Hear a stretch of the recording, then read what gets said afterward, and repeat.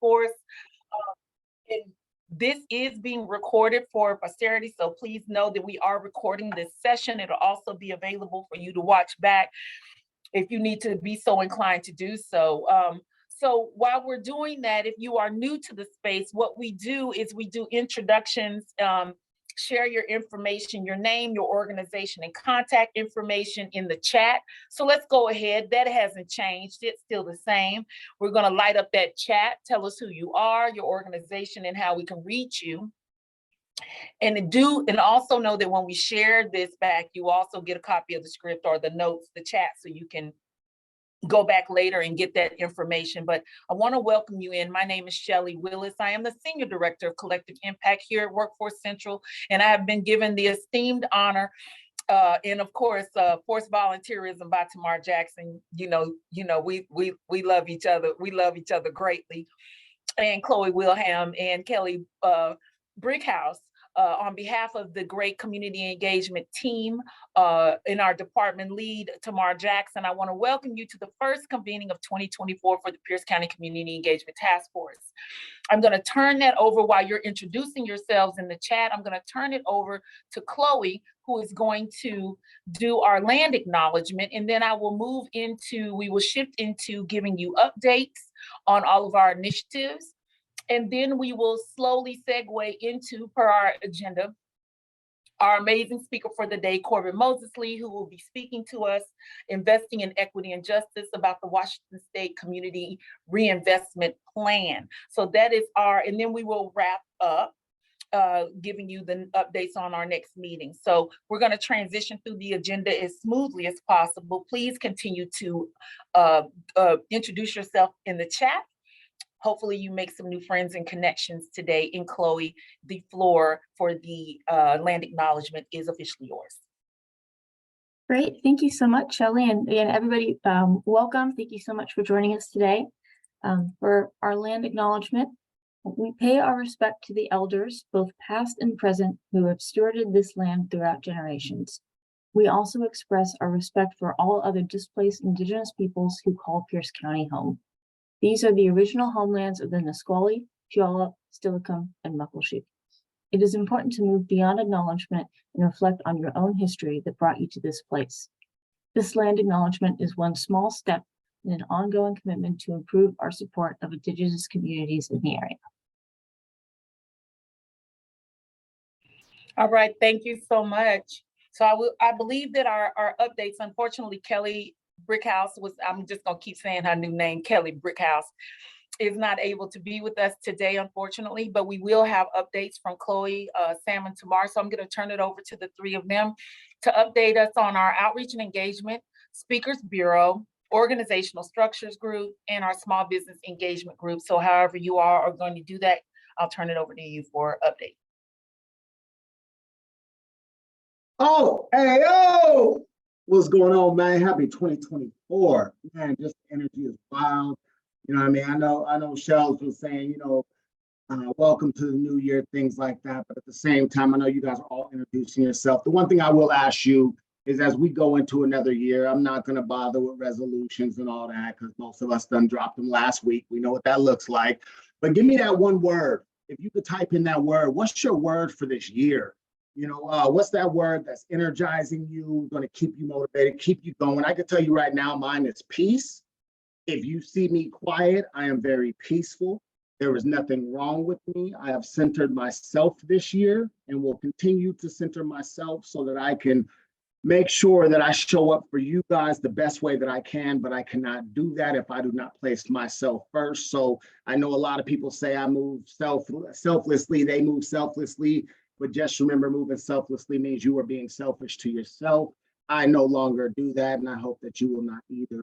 My word this year is peace, and I will be moving in that way. And still, shutting things down like I usually do. So the energy ain't going nowhere. I just got more of it because I'm peaceful. But welcome, you guys, man. So excited. Last year was absolutely incredible. A lot of great things. For those that do not know, the task force actually received the City of Destiny Award last year. It was absolutely incredible for the work that all of us are a part of. Need to remind you guys, definitely, this is our group. This is not Workforce Central. This is not Tamar, Chloe, Kelly, Sam, Shelly. This is us as a unit. This is how we try to best serve community. This is how we try to make safe space for us to be able to have conversations that we may not feel safe having in other spaces. This is that space. This is that platform. You are open to bring your ideas. You are open to bring your thoughts, but please understand, if you bring an idea, you doing it. So, you know what I mean? You leading the idea. You just can't drop the idea and say, you guys make it work for me. Nah, you're going to lead it, but we're going to support you. The vision and the model of the task force 100% is that collaboration is the new currency. Your network is your net worth. And we were built to navigate the people through the system, not the people trying to navigate a system they were never meant to understand.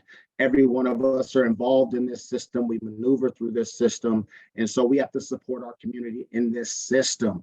When we talk about outreach and engagement, this year is going to be an amazing year. We had collaboration for Cause Pierce County. For those that were able to attend in November, over 2,000 people came through the building. 187 vendors identified under health, employment, education and training, basic needs, childcare, veteran services. I mean, we did everything. We took over the dome. It was absolutely amazing and definitely love that event. But this year, we're going to focus on getting back to the intimacy. You know, although the event was amazing, it was great. I think for a lot of us, it took the intimacy away from us being able to be really involved into the community. A few of the areas we're going to focus on this year: Bonnie Lake, Bethel, Fife, Gig Harbor. You know, we're on a road trip like we always are, but building in purpose of that demographic and making sure that we show up and we serve them intimately and with purpose. You know, when we go into the Speakers Bureau, for those that have been around for a while, the Speakers Bureau was built to be able to honor and acknowledge the voice of the people in our community so that way we can better do our job and better support them instead of assuming that we know what they need. We all know what assuming does to people. So we didn't want to do that. It went away for a little bit, but we're going 2.0 this year and really going to be bringing the voices of community. We're in the process of working around what that looks like right now within our internal leadership, and it's coming. But this year we're going to be able to bring those true stories in here. I know we really work around low income, but to be honest with you, we know low income means poverty.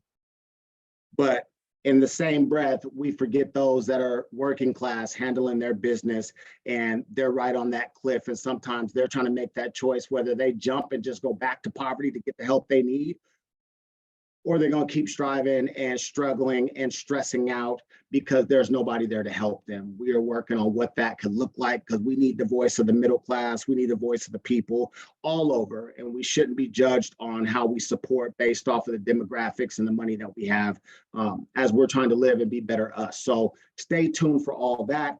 That's all I had at this point in time. I love y'all. Thank you guys for being here. I know we have some partners from across the state, so welcome. Pierce County is the truth, and we are definitely wild. So if you ask me, my county is better than y'all's county, but you know, that's just me being selfish. I'm going to turn this over to my man, or actually I'm going with Chloe first. So Chloe, my woman, go ahead and speak up and let the people know what we're doing this year. Great, thanks, Tamar. Yeah, after this, I'll be passing over to Sam, but just to provide some updates on our organizational structures group. We focused on quite a bit of different things throughout the time that our committee has been going. For example, one of the things that we've done is the Lens of Equity Summit that we had last year, which was really, really amazing to bring everybody together to talk about DEI, but not just talk about it. A lot of times with those conversations, it's, yes, it's important, and then that's it. There's no follow-up, no follow-through, no discussion on how to make it really concrete about how to put it in place, put it in action, about what you can do literally starting tomorrow. And that's what that summit focused on. It was really amazing. We are going to be planning another one, which is great. So that's one of the things that we're going to be involved with. If you're interested at all in that process or learning more, I'm going to be putting our email down below. So if you have questions about this committee or any of the other work that the task force is doing, please contact us, let us know, because we're going to want to work with you on this. Aside from this summit, our group is also a safe space to just be. We have conversations about what this looks like, not just for organizations about improving their policies and practices, but also the work we can do individually, both professionally and personally, and just providing those moments for discussion and learning and, talking about all of this stuff, how it affects us, how we work on it, how we work through all these things that we face. So if anybody's interested in being a part of the group, let me know. Our next meeting is going to be Tuesday, January 23rd from 10 to 11 a.m. is going to be our starting off point. But yeah, it's pretty exciting. So again, I'm going to put my information down in the chat. Yeah, I don't think I have any other updates in that space, but I do want to pass it over to Sam for our small business engagement group, because that's another really awesome group doing amazing work. Good morning, y'all. Yeah, New Year's, same me. We ain't changing nothing. Get used to it. No, I'm playing. So yeah, small business engagement group. We're excited. It's a new year. We're going to be focusing on just really uplifting our small businesses. We put out a great poll on Facebook. I think we got some responses back. So look forward to that. We're going to be asking you to take an hour out of your month and come down and support one of our local businesses once a month starting in February. It's going to be incredible. We can't wait to support our small businesses in that way. Also, we're going to be doing some stuff I don't want to let out of the bag yet to support our Black, Latino, and Indigenous small business owners and kind of what they're going on with. You're going to hear more on that from Corey here in a bit. All in all, to say it's going to be an incredible year. We can't wait to get it started. So yeah, let's go 2024. I'm kicking back to, I think it's Shelly. All right. So a lot of great information. How are y'all feeling? If it's your first time, can you just put your name in the chat? Just let me know it's your first time. It's kind of hard for me to see like hands raised. I have like 3 screens, and I'm gonna just have to convince my boss that I need like a mega screen when I convene this meeting virtually. But if it's your first time, can you please put your name in the chat? Let us know. Don't worry. It's not like church. We're not gonna ask you to say something. I'm just gonna tell you welcome, welcome, welcome, welcome. All right. Oh my gosh. Look at all you first time attendees. Okay. All right. Oh my goodness. How are you all doing? Thank you for joining us. Welcome. We appreciate you being here. I always like to know who's attending for the first time. And hopefully when we are done, on the back end, if you want to know more, if you want to have time to connect with Tamar and his team to get even more saturated into the work that we are doing collectively and collaboratively in Pierce County and abroad. So like, yes, we are the local workforce board for Pierce County. However, there are people attending this meeting from all over, because this blueprint is a national blueprint that we're sharing with the world. And however we can assist you to make things better and strengthen relationships in your region, that's what we're here to do. So by design, it's meant to evolve. By design, it's meant to assist you in shaping your local community efforts. So we know we've had people attend from all the way from Hawaii, all the way from the East Coast, and even overseas have joined this meeting, because it takes all of us. It takes all of us to make impact. It takes all of us to move the needle forward. Every small change is a change towards something that is impactful. We need our intention and our impact to match. We don't need to be intentional about something and the impact is negative, and the only way you're going to know whether or not your actual intention is going to create the impact you want to see is by talking to the people in which we have to serve and welcoming all of those in who are serving across the country, who want to know more about what more they could do. But here we have this community space, this community engagement space, led by a great team and partnership with so many other galvanizers and leaders within our own region. And today we have the opportunity to have a great speaker before us. And I was gonna turn it over to Tamar so that he could introduce our speaker, and then we could turn it over to Korbett to go into his presentation. Okay, I'm about to get into it, but first off, I know Shelly said she wasn't gonna call nobody out, but Shelly, Frida need to go to timeout because I know she did not put her hand up talking about this her first time being here. Come on now, Frida. We know you outside in these streets, so for you to be the first time here, I'm gonna call you out. I'm gonna put you on blast because we family. So I'm gonna put you on blast. You go into timeout. I will discuss this with you in the background. Don't you worry about that. But yeah, you going to timeout today. Today you going. It's funny that you say that, Tamar, because I was thinking the same. You know what I was I'm saying? like, Like, Frida. I Freedom- I saw it, but I Yeah. ignored it because I figured she was just trying to clap and not say something. Maybe she was just responding, but this is how we get down here, y'all. Welcome to the Pierce County Community Engagement Task Force. Let's go. That's it. So welcome you guys again.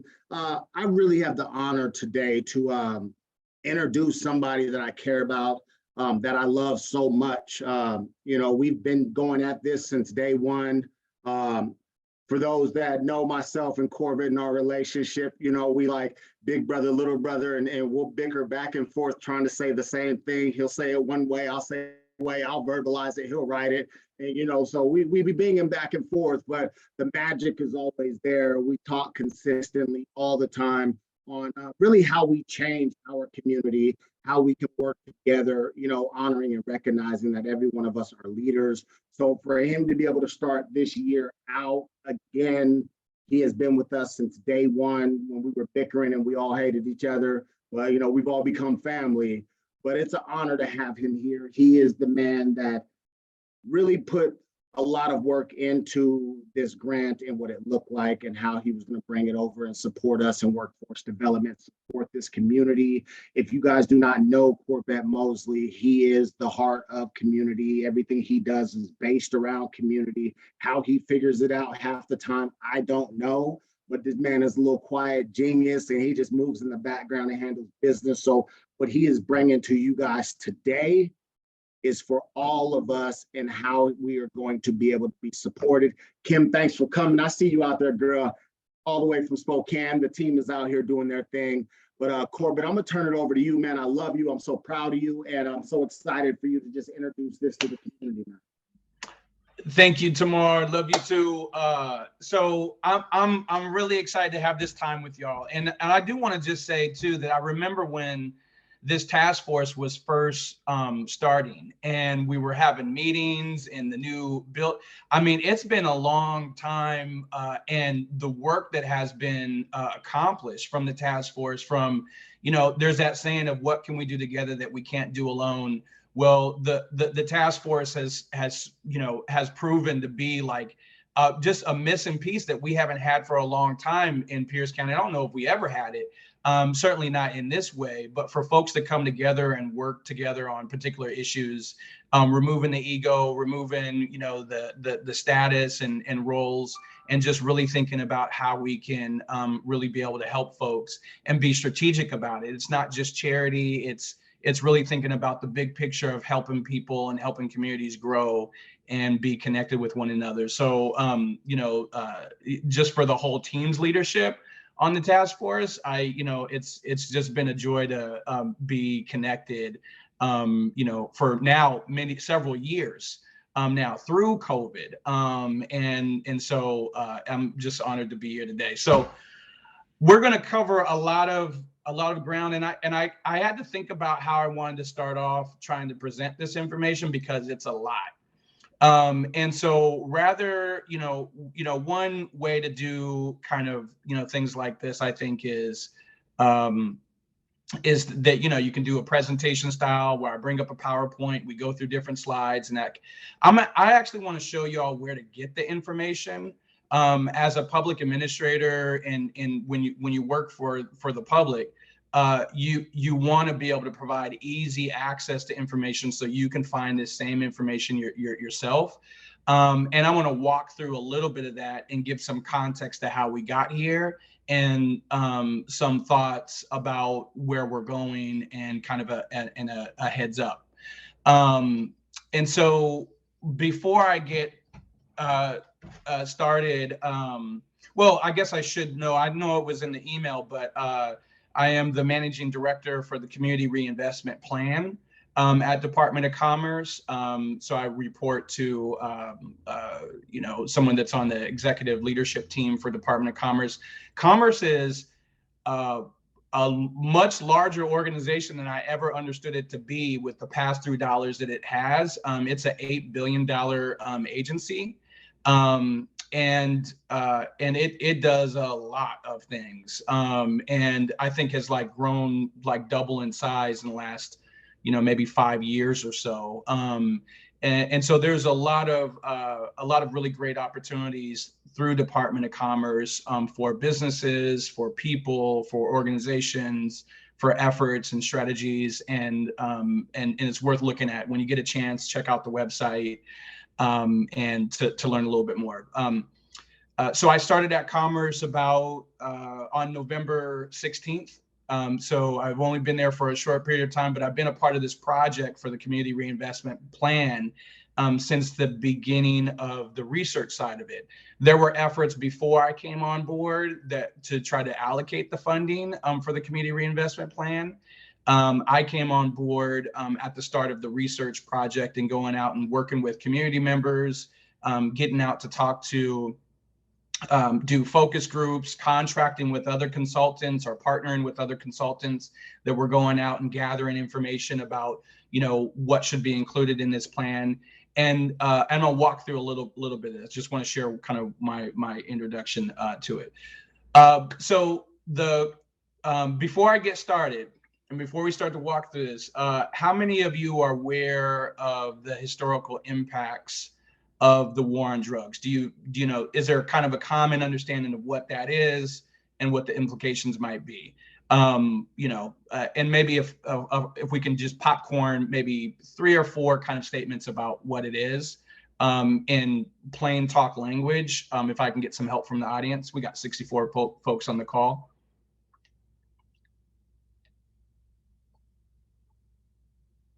Anybody can jump in. What is the war on drugs? Hello. Hey, Korbett. This is Carlos Ortiz with the Tacoma Chamber.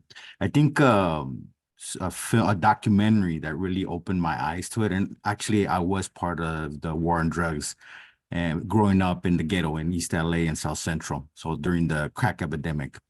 So the big thing is, what was it? Especially during the Bush administration, the senior Bush administration, where Just Say No, the Just Say No campaign. But what I was saying is a great documentary to watch if you haven't seen it. I believe it's on Netflix right now, but it's called 13th, which refers to the 13th Amendment of the Constitution, right? And they refer to it as the modern day slavery, right? I think it was like 60 or 70% of people in jail, prisons, are people of color, right? And we have over 2 million people incarcerated, and a big majority of that is because of drug convictions. Thank you. And does anybody else want to jump in? Yeah, Korbett, I do. Yep. Okay. Thanks, John. Yeah, I was just gonna say, I think even here in Pierce County, especially the Hilltop area, has some of the highest drug and crime rates in America in the early 1990s. The first in modern history where the military actually had a shootout with the Hilltop Crips.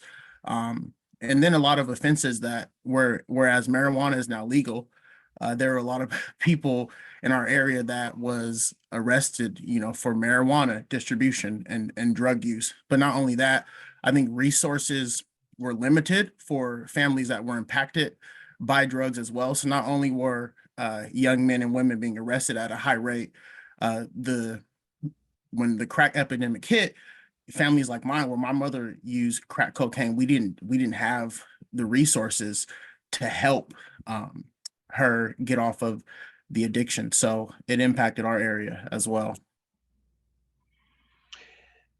Yeah, thank you for Wayne. And there's so a part of this project was legislature, and I'm gonna share my screen in just a second, but I want to hit a couple highlights.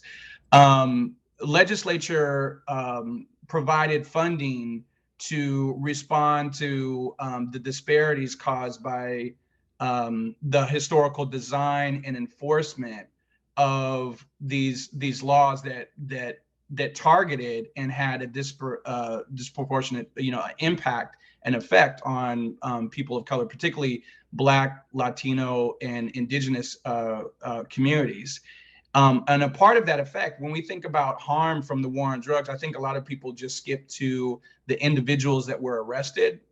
What we learned through our research, through focus groups, through conversations, through stories of people that were directly impacted, and we're going to say directly, even if they weren't incarcerated, is that it impacted not just the people that were arrested, but it also impacted their families. It impacted their children. It impacted our communities in terms of taking folks out of communities.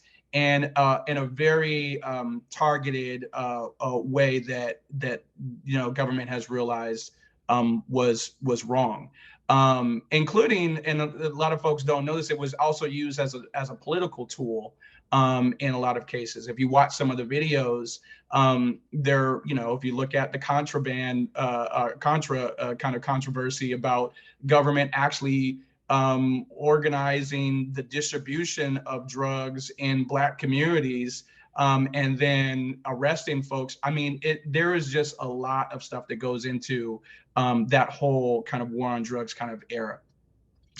So let me go to share a little bit about what we're going to talk about today. Let me go to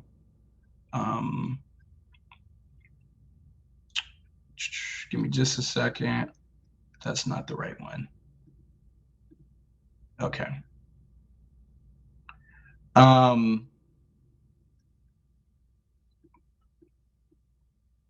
it's not. Okay. Nope. Can you see that? Yes, we can. Yeah. Okay, cool. All right. So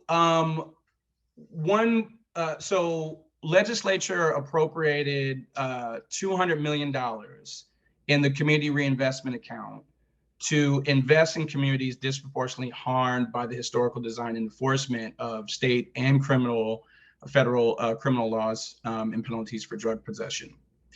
And there's a report about that distribution of funding that's on this page. If you go to the homepage for Department of Commerce, I'm going to show you where that document is at.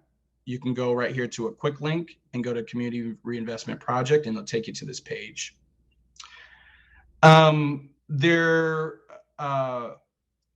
There's a lot of other things on this page. You'll be able to see different surveys and different kind of ways to communicate. You'll see some information about open RFPs and funding, because some funding is rolling out. You can see some resources on fact sheets. There's considerations like the Social Vulnerability Index. There's a lot of technical things in terms of approaching the work and addressing the distribution, executive orders, some of the background in terms of the fund, the values and how we approach this work. I want to point to this other value that's on this page.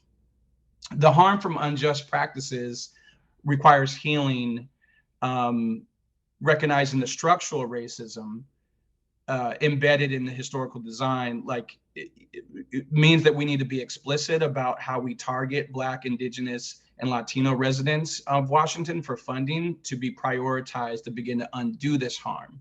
So a harm was caused, there is a disparity.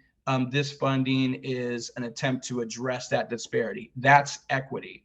This isn't equality of everybody getting the same thing. It's that a harm was done, and legislature is trying to respond to that harm by providing funding and working with by and for organizations to decide how it's going to be distributed.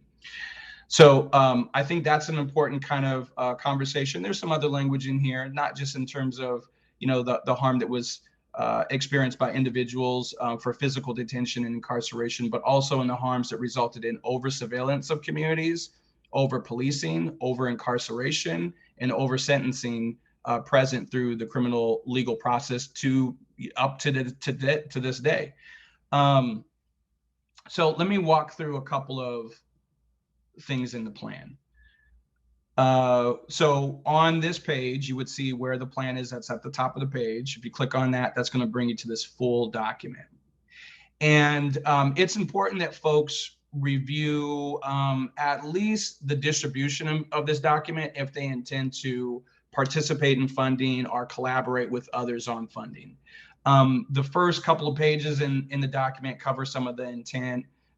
There's letters in here from the foundation that Harriet Tubman Foundation that was the lead on some of the community engagement and research project.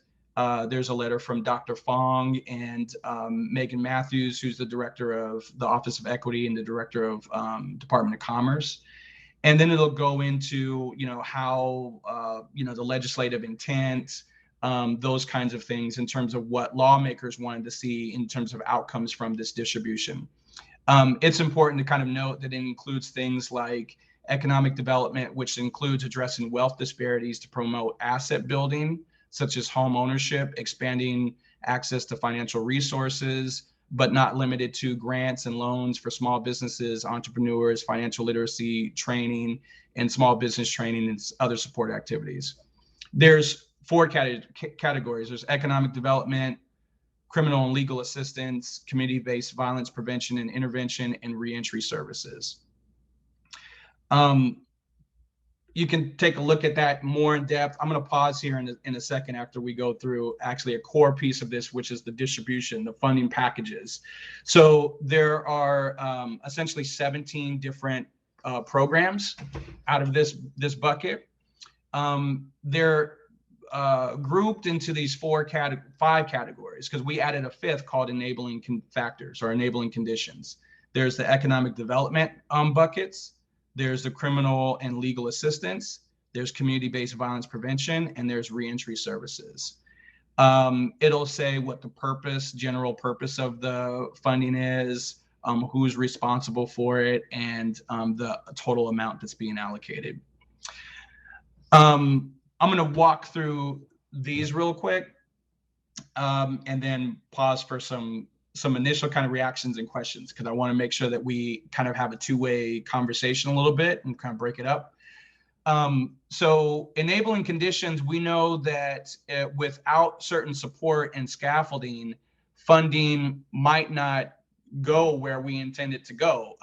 Systems are typically well ingrained to do things the way that they've done them before, and asking systems to do something new sometimes often is a challenge.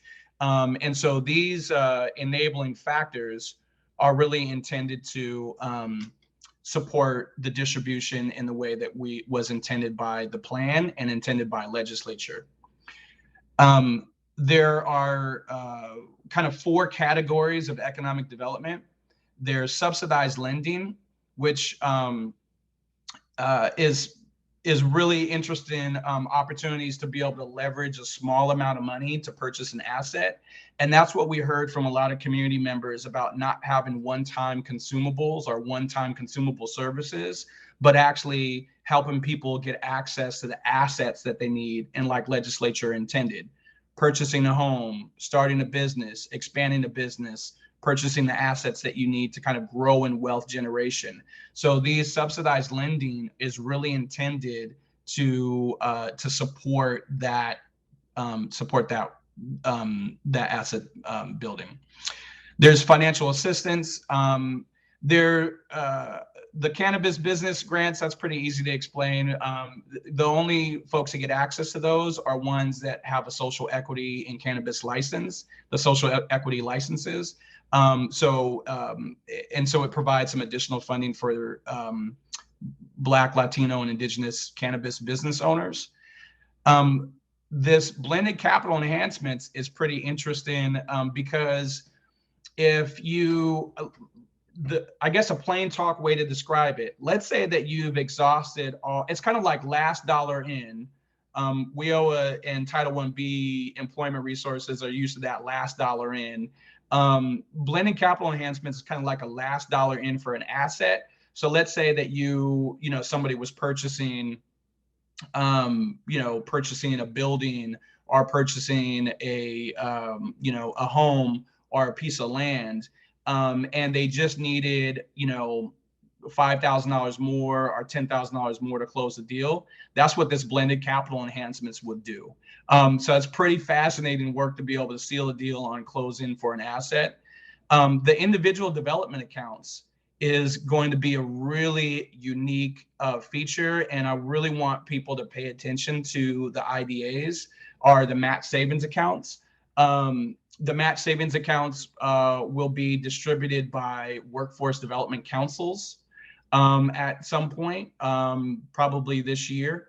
And what they do is they provide a match up to $10,000 for, a participant puts in up to $10,000. Maybe they're doing 500 a month, or maybe they're doing 1,000 a month. We'll match that the money that they put into their account up to $10,000 to give them $20,000 to purchase an asset. And the asset could be, again, those things like purchasing a home, a vehicle, a piece of land, starting a business, growing a business, things that they need for their business, those kinds of things. So the match savings accounts is going to be a really unique pool. There's also asset building initiatives, financial coaching and mentorship. And this is a grant program that's being procured right now. I wouldn't be able to say too much about it since the closing date, I think, is today. I think it's today. So an active procurement, I can't really speak on or answer questions about, because there's an RFA coordinator, or request for an application coordinator that needs to respond to all of those so we can control it. Then there's two others that are in this economic development bucket. One for career accelerator incentives. So this is intended to target people that aren't unemployed, but are underemployed. They're above 200% of federal poverty level, but below self-sufficiency. And as they work on their career goals, they can earn up to $1,000 a month. And there might be some different variations of local implementation on this, but in general, as they work on their career goals to scale up, to learn new skills, or to work with a career coach, they can earn an extra $1,000 a month as they're working towards their goals. The business support program is targeted to Black, Latino, and Indigenous business owners. And what it can do is provide some funding to subsidize new employees. So it will help subsidize in the same way where WIOA has OJTs. This just provides some additional funding to really focus on that kind of strategy for those business owners. And it also provides capital to purchase equipment that they might need to train someone on. So if there was a business owner and they typically have two machines running, but they need one to train on, they could tap into this fund, working with their business coach or their from the workforce development system on what their specific needs are to help provide the training that they need and grow their business. So that's another unique opportunity. I'm going to come back to those because I know there's probably going to be a lot of questions. There are two programs that are out of that through an interagency agreement. Commerce provides, can do business with across state agencies. And we allocated dollars to OCLA, which is the Office of Civil and Legal Aid Services, for these two buckets for legal representation and vacating criminal records and legal financial obligation relief. Those are really two important services that prevent people from moving forward on opportunities. And that relief could look like having an attorney. Let's say that someone has a lot of they have some legal financial obligations that they are required to pay once a month, or they haven't even started paying. There's some processes that an attorney can work with them on to seek relief from a judge to either reduce that amount, eliminate that amount, take away the interest, think about what's appropriate given the income level that they have, those kinds of things. On the legal representation, it could look like getting your license back, getting your record sealed, advocating in different ways. And so that's a very important service that is available across the state. There's one main buying for provider, I think called the Way Forward or something like that, or Way to Change. I'll verify that in a minute. But they're also subcontracting out with other local buying for organizations to provide legal assistance.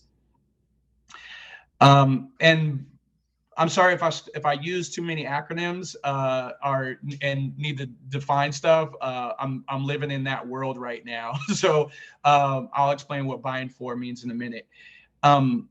There are going to be 4 different grant programs related to community-based violence prevention that will be released in probably the next 30 days. One is the general typical violence reduction kind of funding source. Another one is a little bit a more flexible thought in terms of how we think about violence prevention as with community healers and funding community healers and more culturally relevant approaches to violence prevention. And then there's these 2 other pots that one is for youth sports capacity building, and that's intended for like areas like the city of Tacoma and Seattle and different communities, including reservation ball and res ball and that kind of thing. There's a number of communities that have dedicated volunteer mentors that are doing coaching activities and see sports not just in terms of the competitiveness to kind of learn a skill and be competitive in that particular sport, but those are life skills in terms of mentorship and behavior and teamwork and a number of different things that we know keep kids safe. And this particular funding would provide capacity for those coaches to get certified in things like positive behavioral intervention supports, or some kind of certified training in terms of mentorship and coaching, so they can continue to do the good work that they've been volunteering for, and it compensates them for that. It pays for the training and compensates them for completing it. And it also provides funding for their team, up to $20,000 for the team to have the resources it needs to really be able to thrive and be a whole program where they can spend more time with the youth that they're working with. The barber and beauty shop navigation is a kind of a culturally relevant strategy. In the Black community, for those that don't know, the barbershop is kind of like the men's club. There's a lot of conversation and information sharing about resources and opportunities and topics. This, similar to the youth sports coaching program, provides certified training for barbers and beauticians to in navigation kind of services. There's a particular one from the Department of Health called Peer Support Navigator, and this funding would pay for the training, pay for them completing the training, and then compensate them to provide navigation services to their clients. And so it's a way to leverage that role that barbers and beauty shops play in community and support with their navigation. And what's already released is this reentry bucket, and there might be a little bit of funding left for some grassroots groups, and I'm not sure how that they're going to roll that out right now. But the reentry programs, each program is operated a little bit differently, but at the core there is funding available to provide support services for participants where they can get their LFOs paid off, help with their driver's license reinstated, mentorship, support, and those kinds of things. I want to say we have at least like 3 or 4 Pierce County programs that are funded to do that particular work.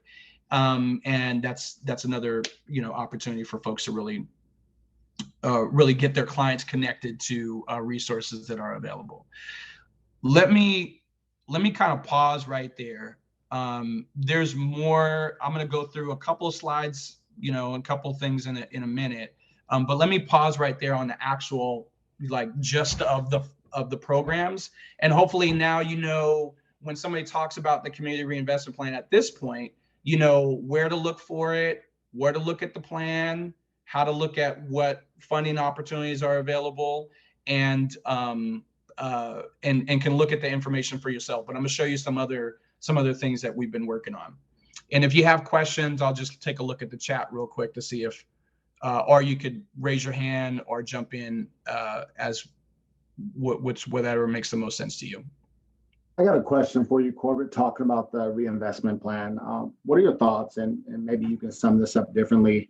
How, for so long we would just throw money out and say, cool, we're going to save you. Here you go. Here's some money. Bam, here you go. And we end up drawing in the wrong clientele rather than being able to serve, help, sustain, and actually continue to help them build up where they are trying to go from. So can you talk a little bit about that? That this is not just, we have a whole bunch of money, so let's just throw it to anybody just to get it done and get it spent down, and more of where we're going and thinking the mindset of long-term rather than instant gratification? Yep. So let me share a little bit about some of the accountability pieces in here. In the plan, you can actually look to see each of those programs have certain accountability things outcomes that we want to achieve, that community members with lived experience, that's who we talk to create the plan in terms of the investment. So there's a lot of accountability for Commerce to say, here's what community wanted, here's what they asked for. And legislature said, hey, Commerce, you need to distribute the resources the way that community wrote out and intended for them to be distributed. There's that level of accountability, but there's also going to be some accountability structures that we have built in that will come online in the next couple of months. One of those is local advisory teams. And the local advisory teams will at least be in the 6 counties that we're targeting resources to. Most of the resources out of the Community Reinvestment Plan are going to go to Pierce, King, Snohomish, Clark, Spokane, and Yakima counties. That's about 64% of the distribution, and it might end up being a little bit more. Those local advisory teams have oversight and some budget authority to support the implementation. So I think that in terms of how things rolled out, the accountability and the expectations should be in co-creation with community. It shouldn't be something that we just do do to someone. It should be in partnership with. And that's one of the things that I'm trying to kind of work through is how do I position Commerce to walk alongside buying for organizations or the providers that we choose to do, that get selected to do the work. How do we have community voice in the evaluation process for who actually gets the funding? Because in terms of how things walk out, it's going to be community members that really help us stick the landing. But in terms of addressing and kind of getting to the right kind of participant, there is the targeted kind of priorities that were set by the plan and legislature in terms of partnership with buying for organizations, and there's race forward language in there about targeting communities by race, and being able to partner with their buying for organizations so that the outreach is really clear and clean. And I think we need a lot more of that. One of the things that I think in the spectrum are the continuum of services that we have as a gap in the system, and we've had for a long time when we talk about how we're doing recruitment and outreach, is that systems typically target people that are in crisis and furthest away from the opportunity, which isn't a bad mindset to have.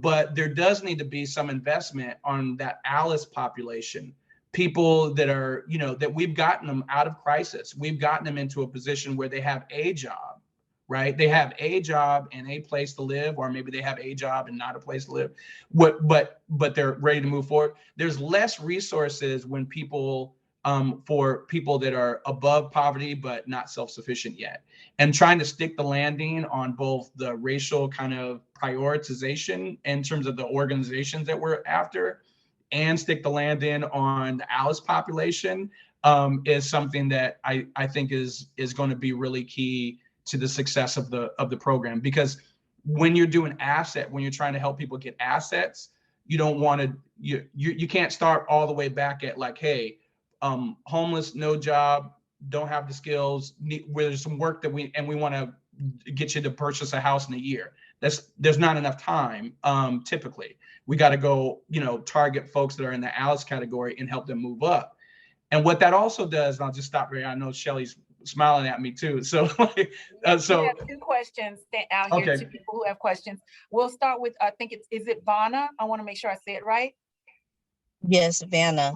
And then, okay, and then after you, Kendra has her hand up, and those are the only 2 hands I have. So go ahead and please ask your question. We talk about accountability a lot, and then, there's this large pot of money everywhere with all these different organizations. But how effective are we being accountable for returning emails? How accountable are we for including these underrepresented organizations and underrepresented communities such as Southeast Asians? And, I'm really tired of not getting responses from folks who I've emailed and, so they can hear my story or help me and my organization attain these big pots of money. Because, to this day, I'm still trying to reach out to people who are the gatekeepers to these fundings, and we're still not being responded to. Thank you, Vanna. And I know that we talked, what was about a week and a half ago, and I think that we have to figure out a strategy in terms of Southeast Asian community and that partnership, and get you connected to the program managers. That I do want to share how funding rolls out. So, and I think that, Vanna, I completely hear you, and we'll reach out today to connect with you. I need to connect back with you. So thank you for that. I'll connect with you, Vanna. I got you. Kendra? I'm sorry, Korbett. So can we have Kendra, and then we have Ty, and then we can shift into laying out the piece you were about to lay out. Is that okay? Yeah. Mm-hmm. Kendra, and then after Kendra, Ty. Great, thank you. Good morning, everyone. Korbett, I know that there is an EXA program for funding or whatnot out right now. Can you explain the difference between like the EXA funding and like the CRP EXA funding? Yep. Thank you. So for those of you that, and I don't want to, I probably want to be careful, Shelly, on how I describe. So let me just say I might have it a little bit wrong, because there's local context and local control in terms of how programs are implemented. And so if I say something that might not be all the way right, Shelly or somebody else from Workforce Central, if you can correct me for the context for local implementation. But in the past 2 or 3 years, maybe even a little bit longer, the EXA program has targeted people that are in poverty and kind of below that 200% of federal poverty level, and just recently had started to do some more funding for people that are above that federal poverty level. The EXA program, to me, is kind of like the charter schools of workforce development. If you're not familiar with workforce development funding through workforce development councils, they, title the Department of Labor provides funding through ESD. ESD gets it down to the local workforce development councils, and it comes with a lot of federal regulation in terms of how those programs need to be monitored and how they need to be implemented and how they need to be managed. There's certain rules for all the WINs and the TEGLs and all this like legislative policy kind of work. And then they have local policy that align with that. EXA, it being kind of like the charter schools for workforce development, allows a lot of flexibility to work with your community partners on different approaches for how that work happens and to try different things and to test different strategies. And then I think the idea and the hope is that as we learn more about what EXA, what different approaches produce, sometimes it might not produce what we think it does. Sometimes there's a lot of learning that we could say, hey, we actually found a strategy that really that really helps us drive outcomes, and we want to share it across the state with other workforce development councils. So it allows that flexibility. The new CRP funding adds a component to target those above that 200% of federal poverty level, and provides a funding pot that's specifically designed to put more dollars in participants' pockets by running an incentive program. And so as they move forward on their career goals, they earn that they can earn that $1,000 up to $1,000 a month. And I think that's a unique kind of feature to that particular approach. So EXA is now becoming like this umbrella of a couple of different, there's the testing strategy from a local level, and then there's this pot of funds from the CRP that's adding additional funds for participants to be successful in, while targeting Black, Latino, and Indigenous folks. Thank you so much. I think it's important for folks to know and understand the difference. Shelley, I'll be getting with your team over at Workforce Central on this. And Yes, also, Danielle. yeah, I do have to pop off for another meeting, but I did want to also share a resource. We have Hassan Walker on the call, and he has a one-stop resource center in the Auburn Mall, and they have a big resource event coming up. So just wanted to share that. He does have his information in the chat. Korbett, thank you so much, and thank you all. Thanks. I want to transition over. I want to make sure that Ty gets his question in, Korbett, before we shift over. And also in the chat, I kind of gave a blurb of what Economic Security for All stands for. And we have James Hughes on here too, if he wanted to elaborate any more on EXA. But I'll switch it over to Ty, and we'll continue from there. Hello, so I'm Ty Whitfield, partnering with probably over 30 to 40 smaller nonprofits that's BIPOC. And one of the questions I have that's really important, especially when we're getting the grants coming down the pipeline, and you have the RFPs that's for the BIPOC community. One of the issues that's been arise for many years is the technical support. A lot of the nonprofits that are BIPOC community can't even do the grants or even understand the grants, because the RFPs sometimes be 45, 50 pages, and it's already kind of singling people out before they can even do a grant.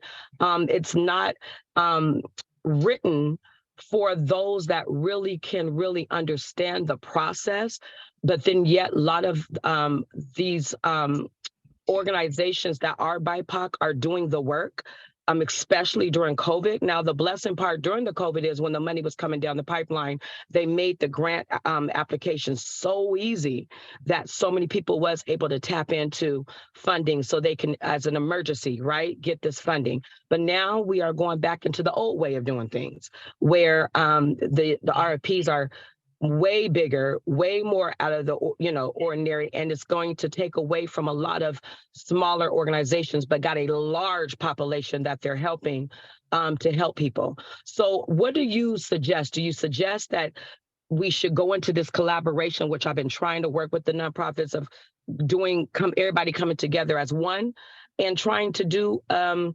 RFP, or what? Because this is the fearful part for a lot of smaller nonprofits that has not been able to tap into the money like the larger organizations in the past. Thank you. Yeah, thank you. That's going to help move to my kind of next point. Let me make sure I got my, okay. So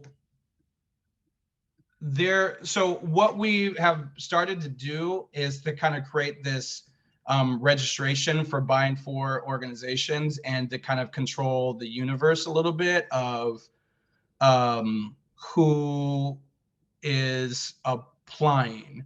And so let me go back here. Okay. Okay, can you see that?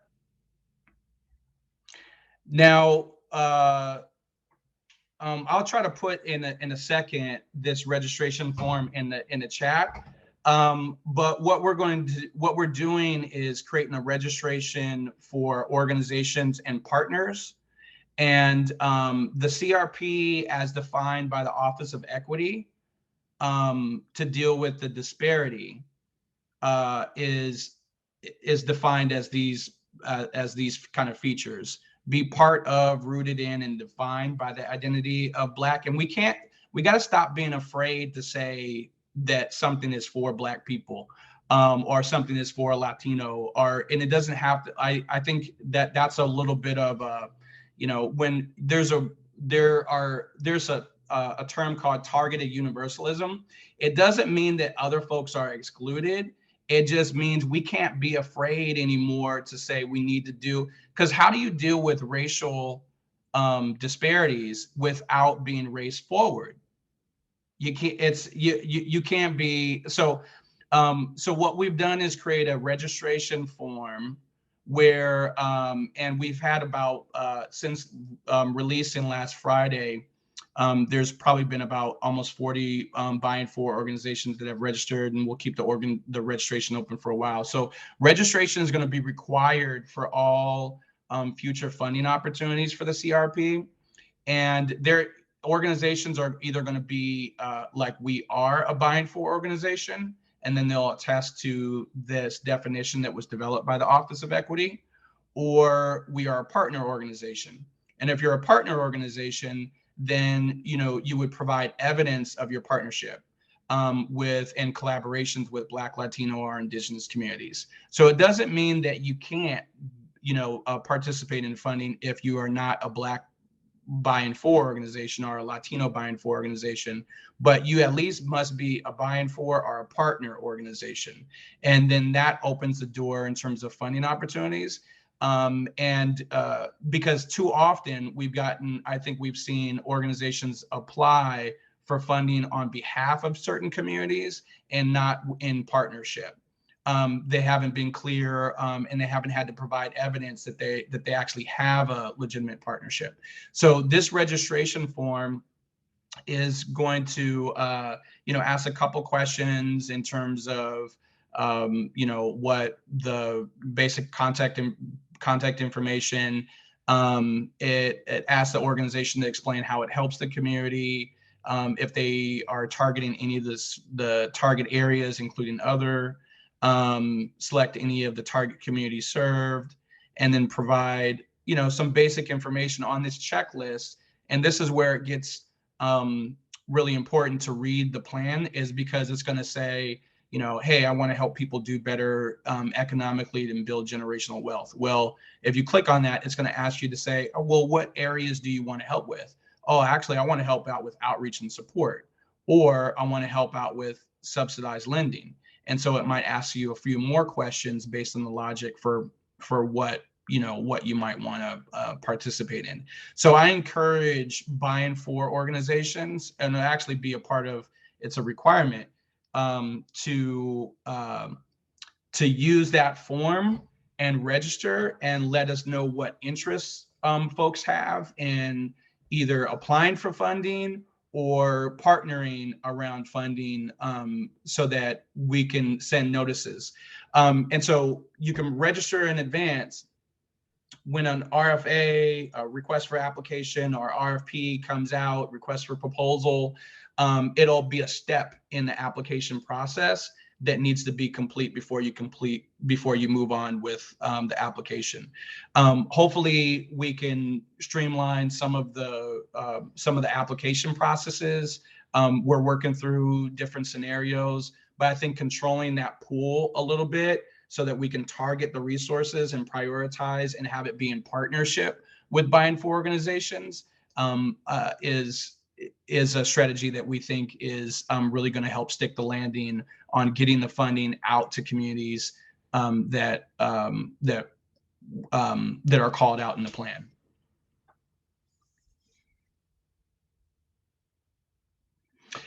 Yeah, I see the question about the savings account. Let me pull up the full version of that.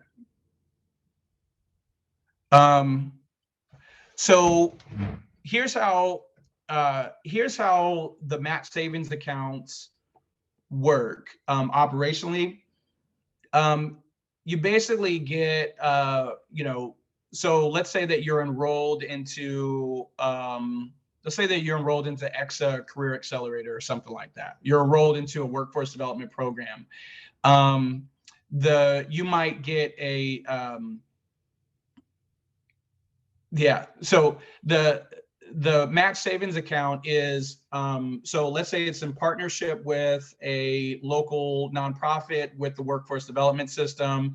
What happens is that participant, maybe they get $1,000 that month and they take 500 of that money and they put it into an account, and the account is basically like a custodial account until they're ready to make a purchase. And so then that bank or credit union sends a monthly kind of statement back to the nonprofit to say, hey, 10 of your participants or this particular participant, they invested $500, and then the organization would put the $500 match into that account, and then they'd have $1,000 in that account. They can't retrieve any of the money without a signature from whoever the nonprofit is or whoever the point of contact is for the custodial account until they're ready to purchase an asset, like starting a business, expanding a business, purchasing a home, those kinds of things. So it should kind of be like, I would guess it would most likely be like a monthly transaction where every time a deposit gets made, at some point during the month, it gets matched. Do you want to ask a follow-up question on that, or? Korbett, it's Sheila. I was familiar with one that Goodwill had once upon a time, and it was a matched savings account or a credit card account, but it was only good for, I think, up to 12 months. So this max savings account, is it ongoing perpetually, or are there time limits on it? That'll have to probably be a local decision problem, decision like approach. And it's called, I'm saying, I don't know how I'm coming through on the speaker, but it's matched savings account, not MAC savings account. I'm sorry. No, that's okay. No, I probably not speaking as clearly as I could, but I'm very excited about that. Actually, program is one of the things that legislature wanted to do was to produce long-term economic benefit, and the matched savings accounts have the highest return on investments if it's implemented right during this time period. And we actually hope that over a 10-year period that it leverages $800 million.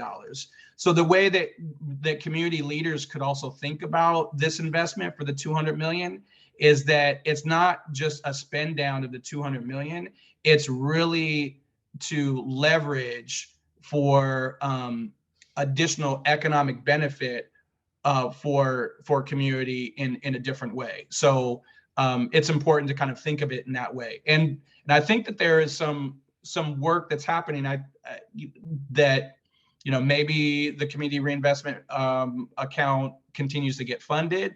Maybe it extends longer than, but right now it closes out July 2025. And so these programs is going to be important that we have good participation. As when the RFPs come out and organizations and providers are in play and they're providing resources, it's going to be important to help people navigate to the resources that are available as quickly as possible, because they're going to need time to kind of get things set up. So partners with Workforce Central in terms of getting, folks into their EXA program or getting people into business support services. When those resources and those programs come online, and they work off of each other, it's going to be really important for them to, for us to help them find program participants that meet, their program design. So there's not an application yet for the match savings accounts. That there'll be a local procurement process first, and that'll be done at the local level. So if everything goes as planned, Workforce Central would be the lead for Pierce County for match savings accounts in partnership with Buying For organizations. They might not be the provider, but we'll be leading it.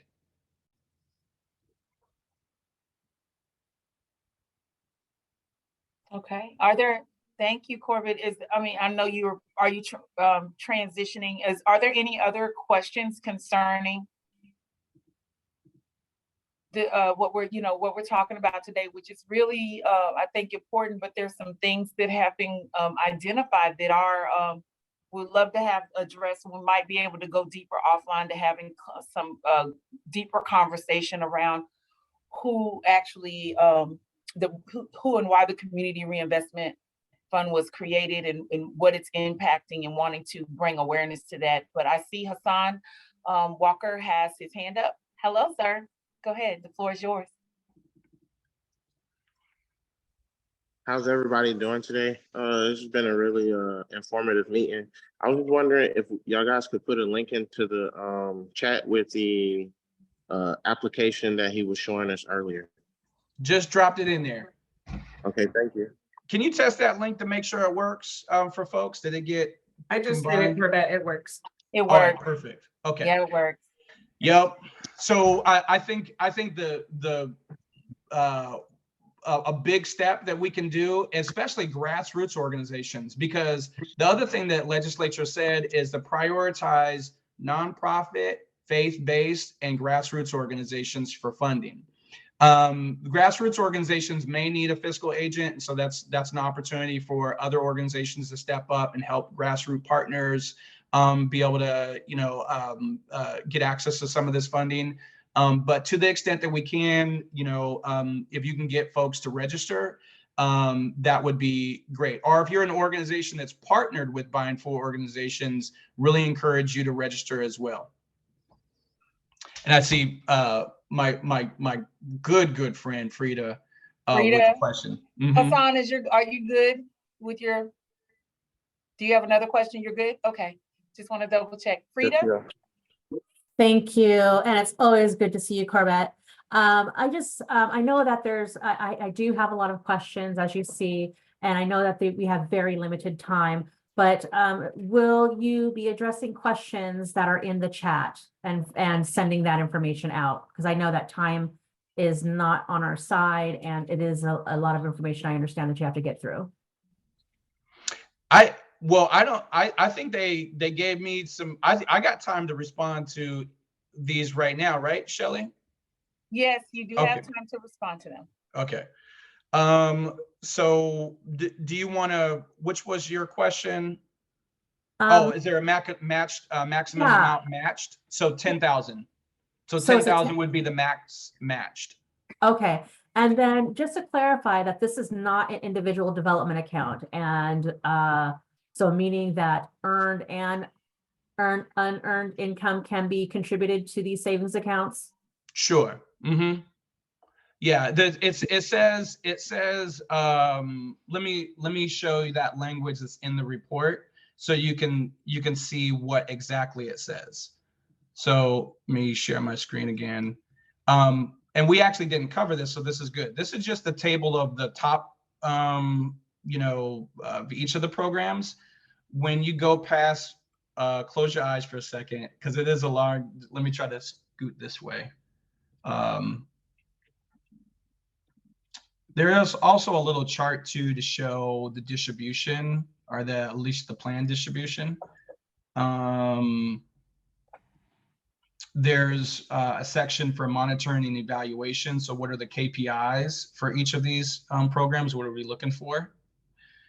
And then it'll get into each of the recommendation details. And I'm going to go to The IDA accounts, where is that at? Okay, yeah, so when we're talking about IDAs, we've already had this conversation. So I read the report, and it's from what I understand from what the report says is that that Commerce will be doing some more research and creating those opportunities because IDAs are not available at this time, correct? So the DSHS IDA is not available, correct? No, it's not just a DSHS IDA because Right. So they call, so whether they called, if it's helpful, let's just call it match savings account. Just call it match savings account. But there are versions, there's different versions all across the country, and there's different versions that are actually in play right now with our tribal and community partners.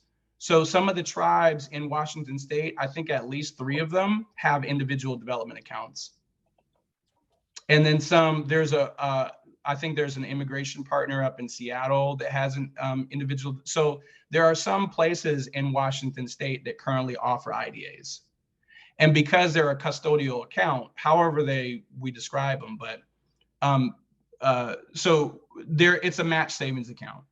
For, just to kind of help out, it's a match savings account. We don't have to call it this funky individual development account name. It doesn't really matter. It's a match savings account. okay, but just for clarification, regardless, tomato, the contributions must be earned income. It does say earned. It does say using their savings from earned income. Yeah. So if we're talking about EXA, the Career Accelerator dollars, those are not earned income. So just wanting to just clarify that. Yeah. And if the target group is people that are underemployed, let's say that somebody for EXA for the career incentives, because remember that it targets people that are above 200% of federal poverty level, right? And so by default, they are working already. So they might have up to, let's say 200% of federal poverty level is what, $2,000 or $3,000 a month, about $2,200 a month or $2,000 a month or something like that. I think it's around that number. So they get $2,000 a month in terms of their earned income. And if they're in the Career Accelerator, let's say they earn an additional $1,000, whichever pot they put in, whether they put it on their earned income side, we would just advise them to put it on, invest the dollars into their match savings account from their earned income side instead of their incentive side, because it doesn't really matter which, does that make sense?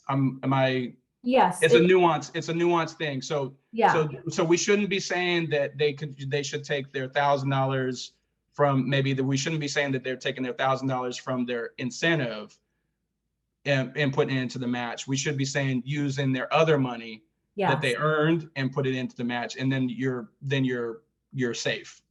Yes, I agree with that, Korbett. Just wanting to make that clarification because I don't want people to be confused that EXA dollars can be used in these match savings accounts. But having that nuance specifically detailed out is going to be very helpful. Thank you. Thank you. Thanks, Frida. Okay, we have a couple of things going. Korbett, Katie Hodge has a question, and then I was going through the chat, and Roshana, she had a really good question as well. And there were a couple more in here, but I think you already clarified Frida's, but I wanted to go back to some ones that I'd seen earlier that kind of got lost in the shuffle. Katie, I'll let you ask your question, and then we'll go to the chat. Good morning, Korbett. It's nice to see you. And good morning. Hey, as you may have already answered it, I had to jump off for a meeting, but I came back on. How does a for-profit organization work with the organization or come alongside them to work with them? Partner with a buy-in for organization. I think that's the best. If there are services to provide or support to engage, I think the best thing that for-profit businesses could do is partner with a buy-in for organization and be, you know, and have that kind of support. But we're trying to center everything around the buying for definition. Sure. Okay, thank you. I guess a little bit deeper. So for instance, I provide financial services, but also from an educational standpoint. So with an organization that might be looking for that financial support, but might not have applied for the grant, I would ask them to apply for the grant to provide these services, or am I applying for the grant to use the services at that organization? Can you say that one more time? I think I lost a thought there. Can you ask that one more time, Katie? I'm sorry. Sure. So having a financial literacy course, but I am the provider of that course working with the organization. Do I go to that organization and say, here is a course we want to offer to work with your organization. You need to apply for this grant so that I can work with you? And or do I apply for the grant to work with that organization? The specific, so on the financial coaching one, so there's an active procurement right now that is due today on financial coaching. And so I can't, I don't want anything that I would say right now to weigh in on that as a since that program is in my shop. But I think in general, we're going to be giving buy-in for organizations. There's an option for them to use request technical assistance dollars and supports for to use to pay subject matter experts for certain things. So that's a particular route that the buy-in for organization should be in control of the money and the contractual relationships that it needs to grow its capacity or to provide services. Outside of the normal kind of RFA, RFP grant process. Does that make sense? It does. Thank you. Okay. All right, Korbett, the other question here. So I'm curious on how this may coincide with church or religious nonprofit who primarily serve a Black, Latino, Indigenous demographic, but would not be comfortable naming themselves as buy-in for. Has that been a thought? No, we haven't ran into organizations not wanting to be on the registration for buy-in for. I can tell you that there was a similar effort to qualify buy-in for organizations for another grant process. And that arbitrarily or try to objectively look at their mission statement to say, hey, does your mission statement indicate that you're a buy-in for organization? And there were like 14, groups that were rejected because it wasn't in their mission statement. And then after further review, like they were really based on the other data and information that they were a buy-in for organization. So you can't objectively just look at the mission statement. So we are relying on organizations to attest and define themselves. And if we have questions about their buy-in for registration, then we'll follow up with questions related to that link on how they respond. If they don't appear, if there's like a questionable thing, we might question to see if they really are a buy-in for organization. And we'll spend more time screening. We'll lean towards screening people out rather than screening them in. But if we have a flagged kind of application that doesn't seem to meet the intent or the definition from the Office of Equity, then we'll bring it to the Office of Equity to consider and that kind of thing. So we don't have that. We haven't ran across that yet, and we've just only launched it in the last couple of days. Okay, we have one other question in here from Ty before we start to have to wrap up a little bit. Yep.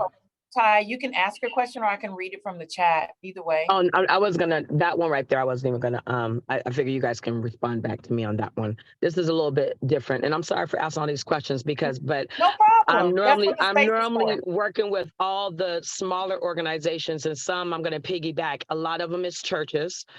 A lot of them is the smaller ones that, you know, went from becoming a pastor, and then because of COVID, they went into outreach.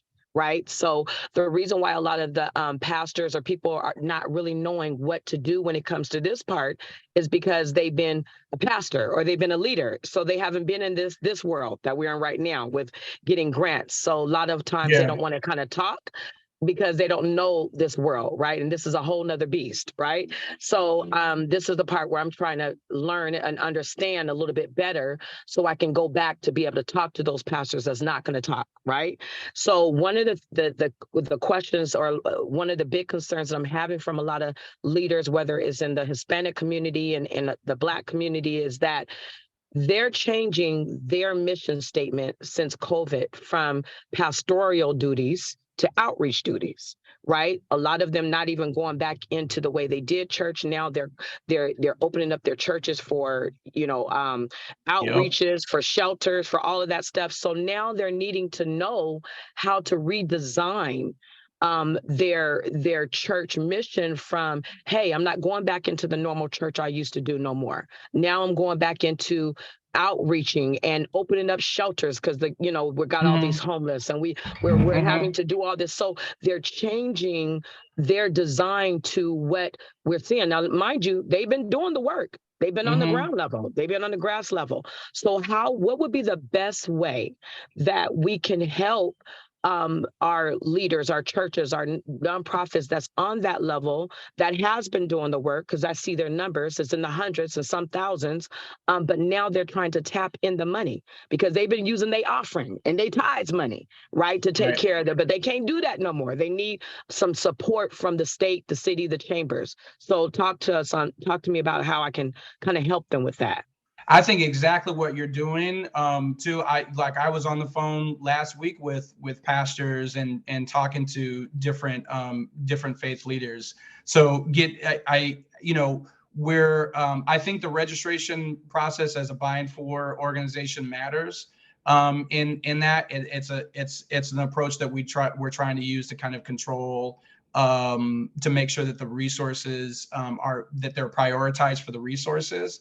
And so getting them to participate in that, I think is going to be really helpful. But we're doing strong kind of direct outreach to those organizations that we're aware of, and phone call, in person, messaging, whatever we can do. We'll probably launch out in the next week or two. We'll probably start having like regular weekly office hours that can just be dropped in where folks can engage. But we're going to try to make sure that we remain kind of approachable, available, transparent. There's a dash. So I think everything that you're doing, Ty, is perfect. And I'd love to just connect with you too. So my contact information, I'll try to follow up with you. I'll try to get your email from, or if you can drop it in the chat, I'd love to connect with you. Thank you. These are some good questions. Julia Brooks. Hi, thank you, Shelley. Hi, Korbett. Just to circle back, favorite topic, IDA. Would it be possible, you had mentioned that there's some specific tribes and organizations that are already utilizing IDAs. Could you share? So I would really love to learn more on how they're operating those, just because this has been a topic of discussion for quite some time. So if you could share that, that would be super helpful. Yeah, and next week I'm going to be at the AITA conference, the kind of tribal association conference. I can ask them about who else is doing it. There's an economic development committee from an association and a conference that they have for Washington State. I think it covers a part of Oregon too, but I can get some of that information. But there's a couple of key leaders that were a part of IDA conversations that we had about a year and a half ago. And I think I want to say it wasn't Yeah, so I'll get those conversations. I'll get those contacts from and share those out with you, Julia. Yeah, that would be great, because I know that, you know, as DSHS, every year we go into 701 planning with the tribes, because we work with all the tribes across the state. So especially in our region 3. So if these need to be topics of conversation as we go into those 701 planning meetings, that would be even better, you know, so we're all on the same page. So that would be great. Thank you. Yeah. Can I, yeah, I won't get into.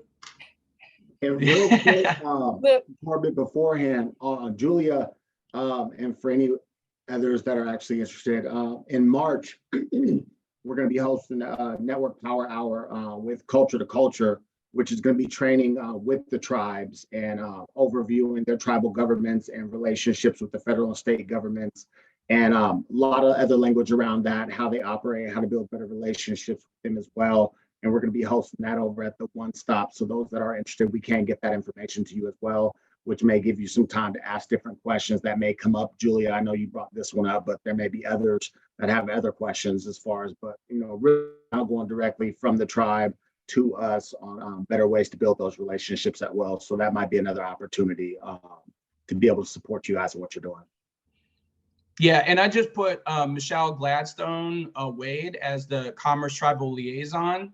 A wealth of information and connections to tribe, and like, I think it would just be really great for folks that want to you know, build that partnership, to really reach out to Michelle and see how you can engage and learn more about what those governments are doing.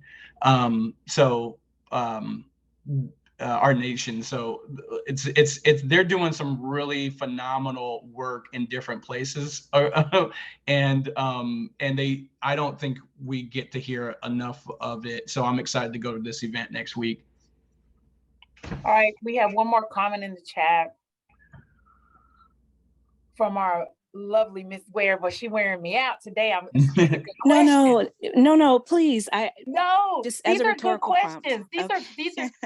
These are great comments. I got you. I got you, sis. Yeah. So, go ahead. You can ask it. So I think buy-in for seems to work for nonprofits that are dedicated to serving a particular population, but typically faith-based organizations have a mission to serve all. And so my question is, for those that may have in their mission statement, they're there to serve all, community, et cetera, how do we encourage, excuse me, a little getting over a cold, how do we encourage them to see themselves as a buy-in for, or to wrestle with that idea of being a buy-in for when their mission statement is to serve all? And then if they apply for this, but are not comfortable asserting that they just are serving one population, has there been thought about accepting those who have a broad mission statement, but that we can help them set priority as they are primarily serving a particular demographic? So a Black church that wants to serve everybody, but particularly does serve the Black community. Like, how do we help them stay connected and in their integrity to their mission statement, but also include them in this buy-in for? Yeah, let's be clear that this definition is not to exclude folks. It's about targeting. So so I think you can be both a buy-in for organization and serve, you know, whoever you serve in terms of your organization. And so it's not excluding others. It's really targeting the approach. So, but I don't know. I think we have to run into a situation where an organization, you know, is aware that I hear of that does not want to register with as a buy-in for organization, you know, or as a partner organization, and kind of look at it as a case by case basis, because I haven't ran into that yet. So I think when we have our first one, if we have one that says, hey, you know, we're uncomfortable with this term buy-in for, maybe we can have a conversation with the Office of Equity that help define the term, because it is common language that's now being used as a way to target communities. And the buy-in for definition may change depending on the topic. If we were talking about like immigration rights, the buy-in for definition would be immigrant communities, right? If we're talking about the war on drugs, the buy-in for definition is going to look different. We're talking about, ageism and, like it would look different. So I think we have to run into the situation where somebody doesn't want to register and feels uncomfortable, so that we can think about it and think about what makes it uncomfortable to to be on the list in terms of a buy-in for organization, because it shouldn't change their mission statement. Mm-hmm. Wow. Thank you for responding. Yeah, I hope that was good. Shoot, that was a lot. That was a lot. You've given us. Yeah. I love targeted universalism. Thank you for sharing that. But so before I transition to closing out our session today, we're at 10:40, and we want to respect your time. Are there any other questions or comments in reference to what Korbett has shared? Thoughts around what's been shared today? How are you feeling in this space, Sheila? Thank you. Korbett, I might be willing to be your test subject to see how we can make that work. Okay. Yeah, when you said, so you're an organization that does not, that we might think is a buy-in for, but doesn't want to register as a buy-in for. It is not technically a buy-in for organization. However, they are, the organization is open to serving all communities. Yeah, so when you look at that definition, and I think this is worth looking at. Would Black people say that organization is ran by Black people, for Black people, or for Latino, has Latino leadership and is for Latino people? If it falls into that definition and with the other categories or criteria then Office of Equity described, then it would qualify. If it doesn't, then maybe it's a partner organization. That's what I'm thinking. That's what I'm thinking. Right. And so, having different organizations, because really you get like a theory of aligned contributions, and you get different community groups kind of coming together to, work on, because there's too often, I think government is doing work and prescribing things for a particular community. And that's what we're trying to shift away from in terms of like ceding power for those communities to design kind of what their own approach looks like, and be able to cede power in a different way. So we're dealing with systems of structural power and that kind of thing, and trying to kind of redesign how this thing works. I agree. This is great information. Thank you so much. Thank you so much. Are there any other comments, questions before I turn it over to Tamar, and then I will officially close us out? Anyone else? Can I just close out with my last statement from me too? Sure. Okay. So Shelly, Tamar, Pierce County Community Engagement Task Force, thank you for the time to walk through this and to point people where the resources are and some of the thinking around it, and to answer questions. It's helpful to hear what people's questions are, what their concerns are, to be able to take back to the team. I wish I had more staff here to be able to take notes on stuff, but I got the general sense of everything, and this is recorded. I just appreciate this time in this space, and to have so many folks on the call walking through this. This is a big investment. It's a lot of opportunity, and I think we can do a lot of good with where we're at, and we're going to get some stuff wrong. It's not going to be perfect. This is new. This is new territory. Nobody's really done race forward kind of investments before. We're trying things out a different way. And if you have any questions, I'm here. I can kind of put you in touch with the right person.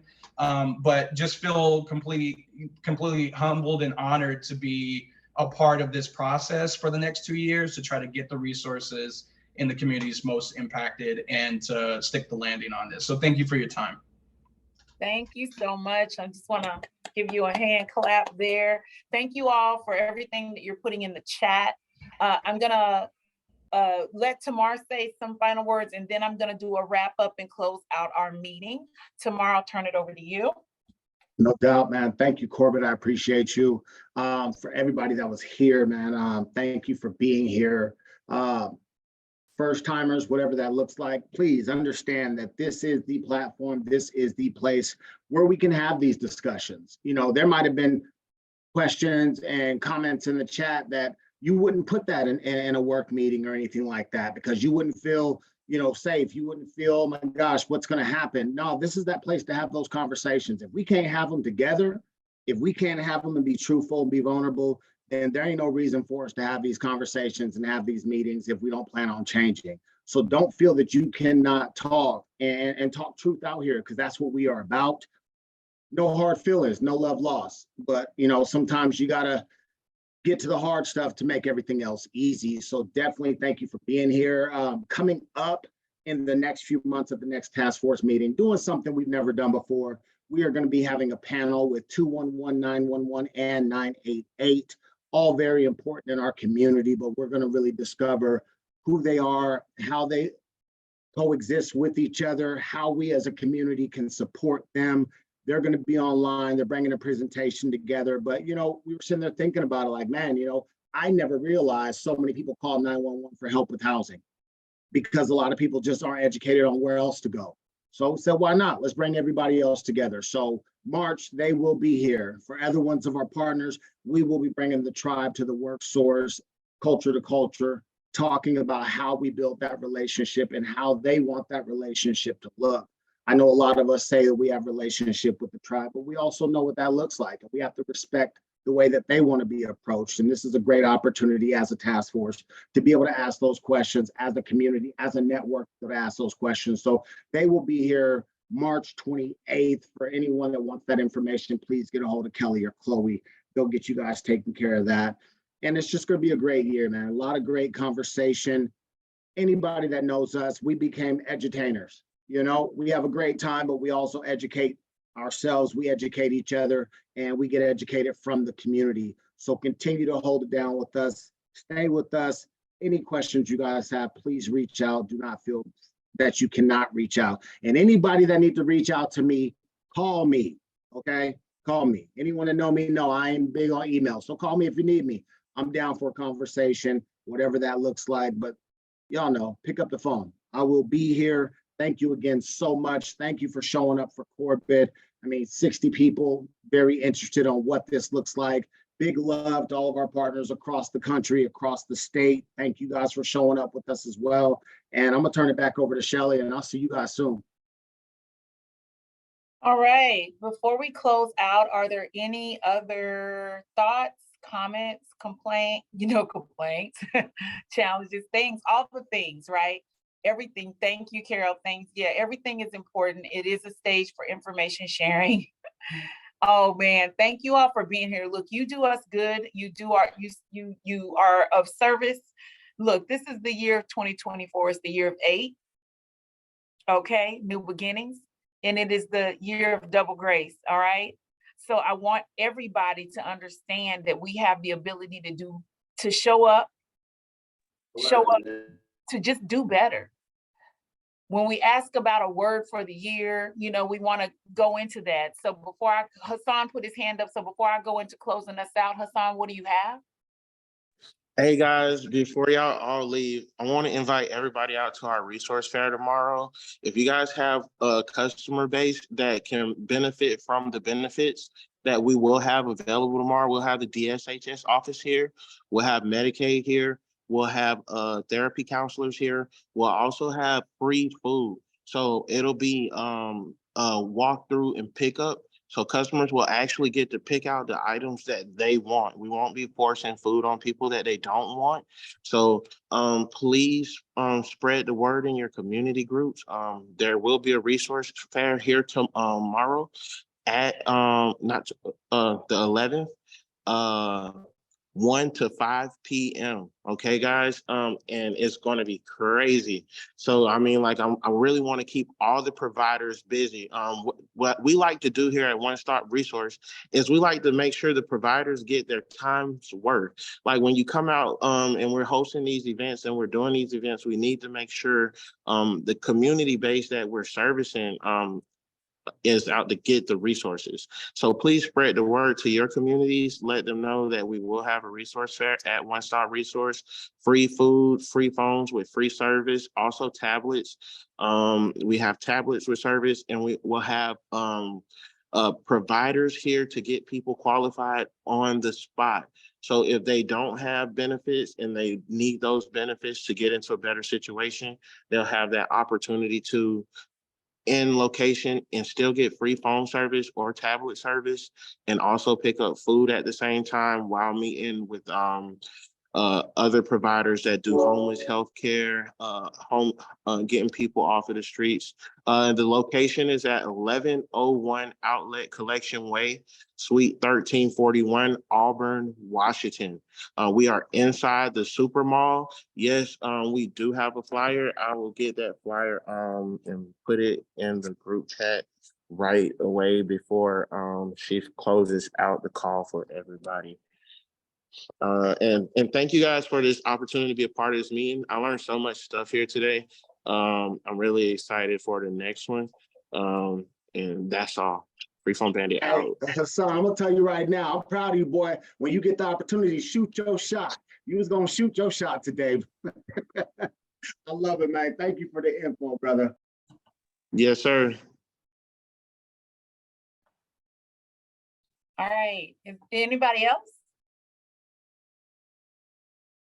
And please make sure, I don't know, Chloe, put your email in the chat, or whomever they need, where they need to send any of your event flyers or information. Please send them to us so that we can get them out. Chloe just put the email address in the chat. Send all of your email, your information there so we can get it out to the community and to our system partnership. Hassan, I just put our one-stop operator here at Workforce Pierce, Sandra Calvillo. I want you to reach out to her directly about your event and send it to her so she can send it out as well to our system partnership out here at Workforce Pierce. And we thank you so much for that. That's good. All right. Anybody else? Can I do one last little just poke at Frida? Is she still on here? Yes, no, she is still here. I sure am. I'm still here. So, hey, you know what? Since I do work at Commerce now, I think I'm gonna try to define earned income to include them dang on incentives. Good and luck. I'm gonna define it with the Office of Equity, and we'll let the governor figure it out. So I want them incentives counted as income for their MAT savings account. That's what I want, and that's what I think the people want. So since you brought it up as a pinch point, we need to figure that out in terms of policy to meet the intent. So I thank you for bringing it up, but let's figure out how we move. Policy is a movable thing. It sure is. It's a movable thing. I support you. Because Thank I'm you. over there to support you, Korbett. I'm gonna bring you into the meeting. I'm gonna say it's Frida's idea. Frida came up with this. I love you. I'll include you on the meeting invite. Thank you. Okay, sounds good. Thank you, All right. Korbett. It's like challenge accepted. Thank you. I actually had questions about that. So thank you, Frida. And I see, you know what, it did. I'm like, what do you mean? What do you mean? I love it. I love it. I love it. It looks like we have connections happening. Megan, Katie, love it. I see everyone putting their information. Thank you, Megan, for putting your information in here so we can get connected with, good, South End families. Thank you. And we see Delia, yes, for Metro Parks. Put it in the chat, email it to Chloe. Let's get this going. It's the year of new beginnings. We are at the beginning. We don't want to blink and it's gone. We have a lot of work to do. There is always work to do. And as long as the agenda is about the people and making sure that the people we serve receive what they need, because a lot of us are one paycheck away from being the people. So we need to make sure that we are really being thoughtful about our engagement. And like I said, that our intent and our impact match. That's the critical inflection point. Our intent and our impact needs to match. And then wherever we can connect and create new bonds, that's what this space is for. We're excited to bring you a meeting every other month. As you know, the meeting tempo for this task force is every other month. However, there's always activity happening, and we want to make sure that you all connect and you're able to do the good work that you've been called to do. So we're excited. We'll keep you informed. You know how you can reach Korbett. You know how to reach Tamar and his team. You know how to reach me. I'm not hard to find.